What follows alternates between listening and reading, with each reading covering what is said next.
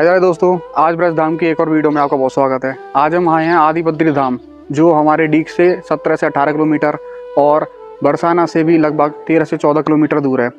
कृष्ण की लीलाओं में से एक स्थान आदि बद्री धाम, जो कि नंद बाबा और यशोदा मैया की 4 धाम की यात्रा के लिए। तो 4 धामों में यहाँ गंगोत्री, यमुनोत्री, केदारनाथ, बद्रीनाथ और सीधे हाथ पर है तप्तकुंड। तप्तकुंड की महिमा थी कि यहाँ थे एक ऋषि जो कि यहाँ तपस्या करते थे और उस तपस्या के फलस्वरूप श्री कृष्ण ने यहाँ उनको स्पष्ट अपने दर्शन दिए थे, इसलिए इसका नाम पड़ा था तप्तकुंड। अब चलते हैं मंदिर की ओर।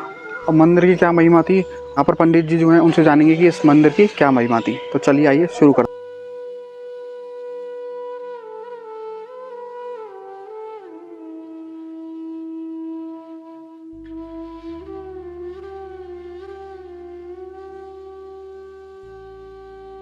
ये सबके ऊपर लिखा हुआ है जी, ये सामने बद्री नारायण जी का विग्रह है, बगल में नर भगवान है, गणेश जी हैं, पार्वती मैया है और वो सामने वहां रामेश्वर जी के दर्शन है।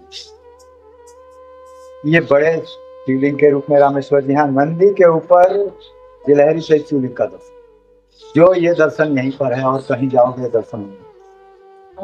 ये सारी मूर्तियां स्वयं हैं, प्रकट नहीं, बनाई हुई नहीं है किसी के द्वारा। और यहाँ जो गणेश जी का दर्शन कर रहे हो ना जी, इनकी दाएं तरफ सुन है। हर जगह जाओगे तो गणेश जी के सुर बाएं तरफ मिले। अच्छा। और यहाँ दाएं तरफ देख रहे हो, ये आदि गणेश है।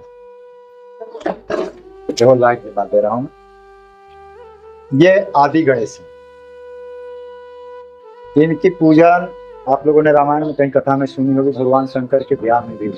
भगवान शंकर और पार्वती मैया के ब्याह में तो उसमें लिखा है कि राम गणेश जी का पूजन, तो ये वही गणेश है, आदि गणेश।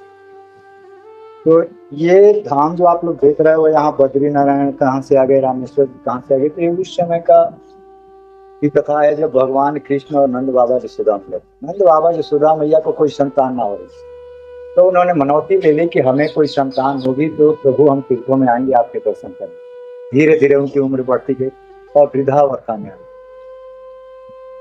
तब उन्हें कृष्ण मिले। जब कृष्ण मिले तो उधर कंस के अत्याचार शुरू हो गया, राक्षसों द्वारा कहाँ जाएंगे तीर्थों।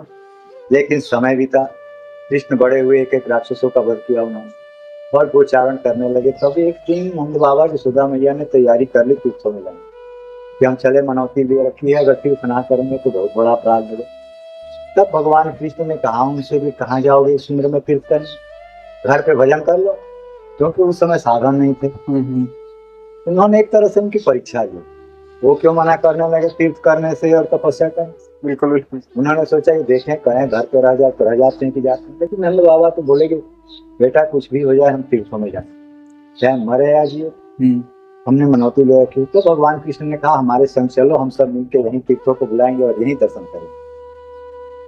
तब नंद बाबा यशोदा मैया ब्रजवासियों को लेके कन्हैया यहाँ पे आए, सबको बिठा दिया, बोले आंख बंद करके तीर्थों के नाम ले लेकर के सब प्रार्थना, और सब प्रार्थना करने लगे। उनको तो लीला करने थे। भगवान कृष्ण ने योग माया द्वारा समस्त तीर्थों का वाहन, सारे तीर्थ खुश हो गए कि ब्रिज में हमें भी जगह मिल गई। सारे तीर्थ आ गए, ठाकुर जी ने सबको जगह दी, यहाँ तक कि वन, पर्वत, कुंड, सरोवर सब आए। ये नहीं तीर्थ मूर्तियां प्रकट हुई, नीचे तप्त कुंड है, ये नर पर्वत, नारायण पर्वत, देव सरोवर, गंधमादन पर्वत, मैनाक गिरी, फलगिरी, ये सारे वन पर्वत जो तीर्थ हैं भारत के कोने कोने में स्थित हैं। इनको भी ठाकुर जी ने ब्रजवास किया और अपने माता पिता को ब्रिज के अंदर ही सारे तीर्थों के दर्शन करें। बोले कहीं जाने की जरूरत नहीं है, जो वहां जाओगे दर्शन करने तो यहाँ दर्शन करोगे, वही फल की प्राप्ति है। तुम्हारी मनोती तीर्थों में जाने की दर्शन कर, आने वाले समय में भी जो इनके दर्शन करेंगे उन्हीं तीर्थों की फल की प्राप्ति आएगी।